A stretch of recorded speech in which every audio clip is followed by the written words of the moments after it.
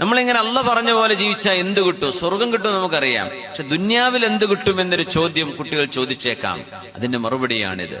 ഫലനുഹിയന്നഹു ഹയാതൻ ത്വയ്യിബ, വളരെ മനോഹരമായ സന്തുഷ്ടമായ ഒരു ജീവിതം അള്ളാഹു ഇവിടെ നൽകും. നിങ്ങൾക്ക് ദാരിദ്ര്യത്തിന്റെ പ്രയാസമുണ്ടാവില്ല. അള്ളാഹു നിങ്ങൾക്ക് മനോവിഷമങ്ങൾ ഉണ്ടാക്കുകയില്ല. നിങ്ങൾക്ക് സന്തോഷത്തോടെ ഇവിടെ ജീവിക്കാൻ കഴിയും.